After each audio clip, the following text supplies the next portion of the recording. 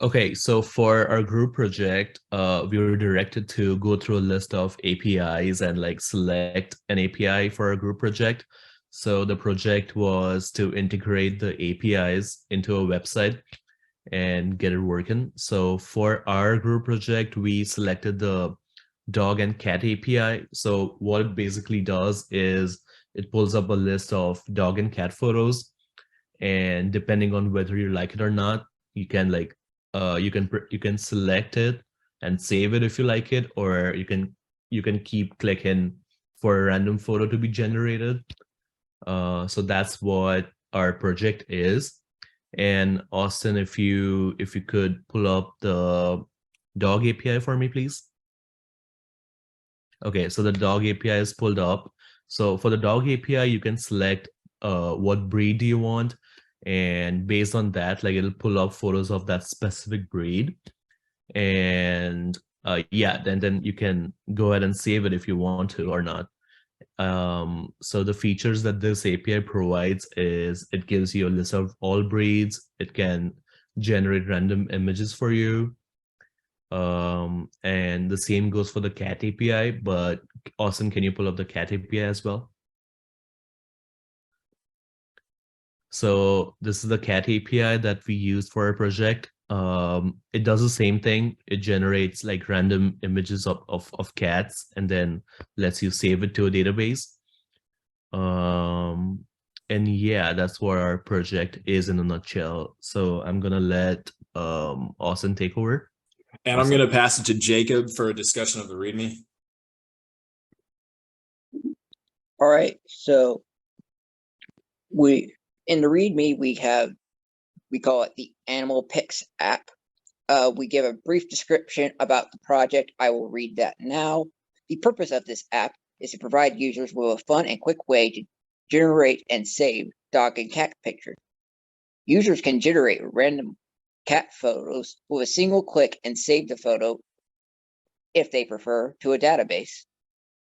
Users can also generate random dog photos after selecting a desired dog breed. Dog photos can be saved just like the cat photos. All saved photos are persistently stored and displayed at the bottom of the page. In the README, we have what we use to build the app with. We use React, Bootstrap, Node.js, JavaScript. We use MongoDB, Render, Mongoose, Axios, and Express. All of these are buttons that link to their respective websites or documentation, depending on what is required. And for the ones that had logos, I put the logos in the button. All right, if we scroll down to required packages, this is all of our packages that we use, and I show how we install them. And at the bottom, we have the website URL for our render. Okay, thank you, Jacob. And now I'll actually get into the project features and a demo. All right, so when we load our page, we basically have a nav bar with a single page application. These serve as links that scroll us down to the respective sections. We have a random cat picture generator and a button that'll allow us to get a random cat photo. And then we have the same for dogs, but we have to select a dog breed that we want and then get a photo. And then this is where our pictures will be saved. So I'll demo that now. So if you want to get a cat photo, you click here, or it's generated, we can save it. And we console.log the success message when our cat photo gets saved to our database. Now for our dog generator, we'll select a breed. So what do we want? A boxer, and we'll get a photo of a boxer. And then we can save that photo as well. And again, we console.log the success message. Now we have to reload the page to display the persistently stored photos. But as you can see, those are the photos we just generated. And we can actually save multiple at a time. So if we want to get a cat photo, it's a little weird. We can save that one. You get another one and save that one. If we reload, we can see, yeah, we're storing all of them. All right, so now I'll get into our code a little bit. Basically, we have a full MERN stack that incorporates a backend that runs on Node, and then a front end that runs on React. And so for our front end, most of our stuff's in our source directory. So I'll just talk a little bit about what we have. We have components that include a cat manager, and a cat manager is basically this little section right here that handles getting the cat photo from the API endpoint that Raj discussed, and then saving it to the Mongo database. And then we have a dog manager that basically is the same thing. And then we have cat and dog pick managers that handle these sections and our components themselves. All of those components are called in our main body.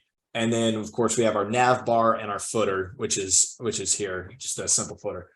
All right, so I'll just show you some of the more crucial components. This is our cat manager, so this right here.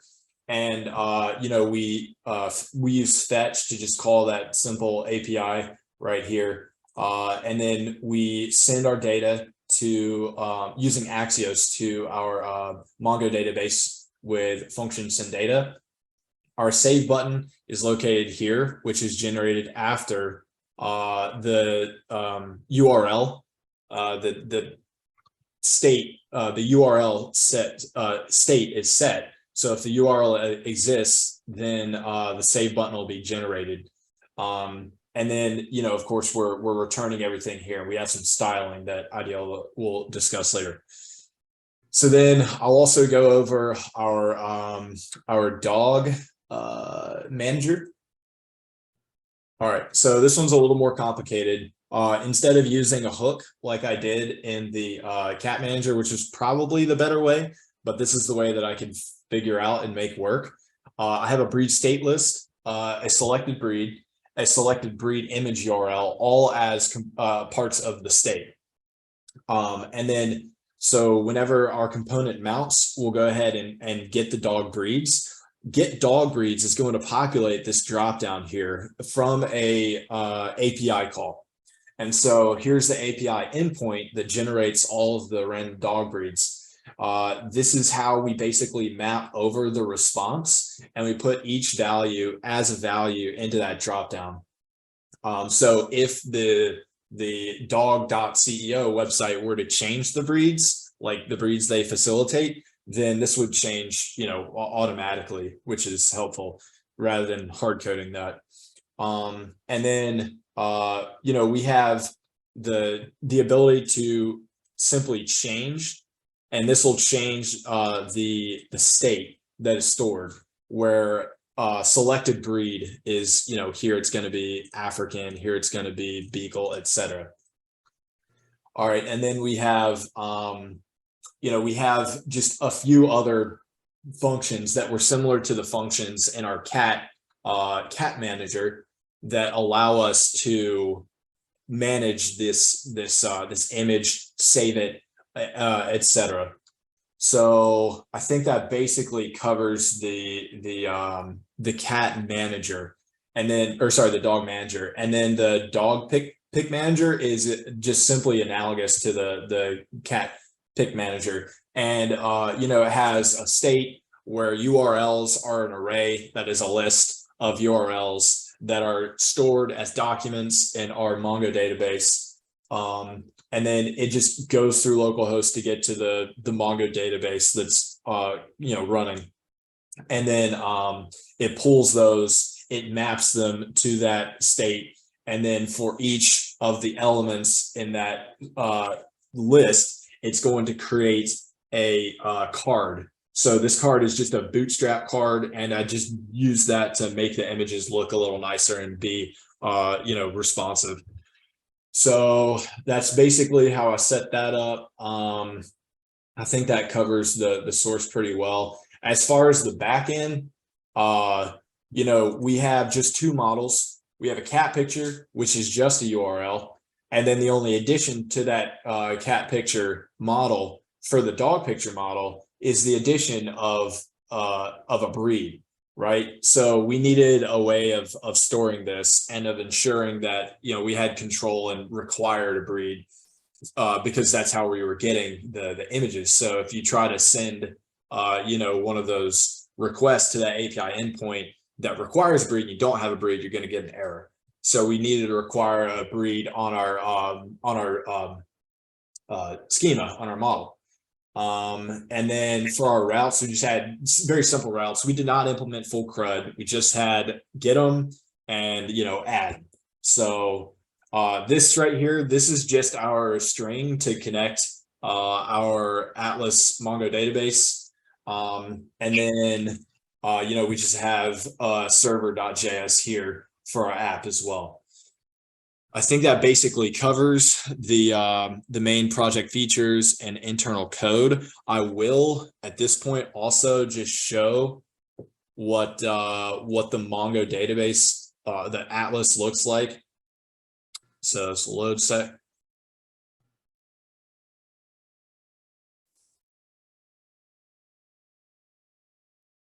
All right, as you can see, we have two collections, cat pics and dog pics. And, here are our cat pictures, and you can see each one's automatically assigned an ID. We provide the URL. And then for the dog pictures, we have the addition of breed, right? So this was a boxer and located at this endpoint. All right, takes care of that. Now I think we've completed my section. I'm going to go ahead and pass over to Adiola for styling and CSS discussion.